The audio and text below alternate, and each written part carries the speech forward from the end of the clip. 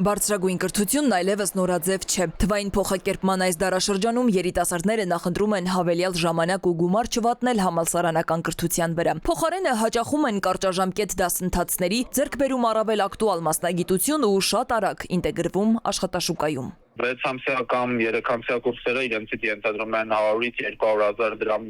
վճար, որը նաև հնարավորություններ են տալիս լավագույն կամպանիաներում աշխատանք գտնելու ու բարձր վարձատրվող աշխատավարձով։ Կրթության փորձագետը բուհական կրթության հանդեպ հետաքրքրության նվազումը պայմանավորում է մեր երկրում կրթական ոլորտի աստղաբաշխական վարձավճարներով։ Հայաստանում բարձրագույն կրթությունը թանկ է։ Ուսման վարձերը շարունակաբար թանկանում են։ Երևանում ապրելը հավասարվել է արևելյան եվրոպական շատ երկրների մակարդակի։ Եվ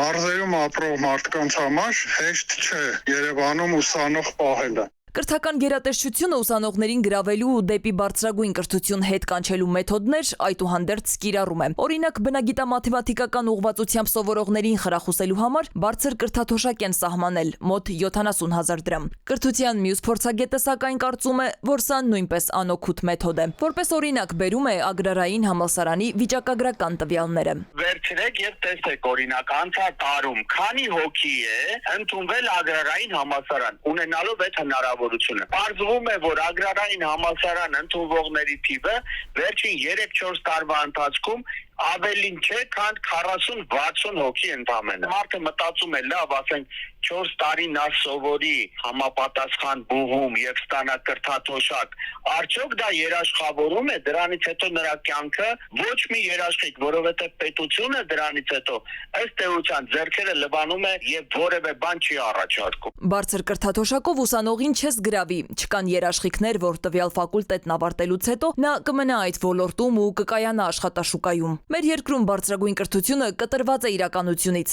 ընդգծում է փորձագետը։ Մեր պետությունը իդեմս կառավարության վարում է այնպիսի քաղաքականություն, որ օրինակ կրթության ոլորտում զբաղված մարդու աշխատավարձը կարող է 2-3 անգամ ավելի ցածր լինել, քան բարձրագույն կրթություն չունեցող ոստիկանի աշխատավարձն է։ Գործատուները նույնպես փաստում են, հարյուրավոր ուսանողներ այսօր ընտրում են ժամանակակից գործիքակազմերն ու մասնագիտությունները։ Օրինակ, ծրագրավորումը, գրաֆիկ դիզայնը, մարքեթինգը բավականին պահանջված են աշխատաշուկայում։ Վարձավճարն էլ հավասար է բուհի գրեթե 1 տարվա վճարին։ Հայկական շուկայում ջունիորը կարող ստանա 150-ից մինչև 300,000, մենք ուսանող ենք ունեցել մինչև 350,000 սկսնակ մտել է։ Միդլ կարգավիճակը կարող ստանա 250,000-ից մինչև 500,000 դրամ,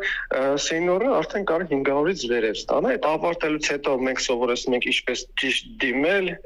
ինչ կարգավիճակով դիմել եւ նրանք շատ արագ ձևաչափով մտնում են աշխատանքի։ Կարճաժամկետ կուրսերն այսօր առավել մեծ երաշխիք են տալիս աշխատաշուկայում ինտեգրվելու, բարձր աշխատավարձ ստանալու եւ բարեկեցիկ կյանք ունենալու համար։ Դրան գումարած ուսանողը նաեւ հնարավորություն ունի համագործակցելու, տարատեսակ առաջարկներ ստանալու միջազգային գործընկերներից եւ սեղմ ժամկետներում մասնագիտական աճ գրանցելու։ Եվ ուրեմն չունենք արդյոք կրթական ոլորտում արմատական փոփոխությունների կարիք։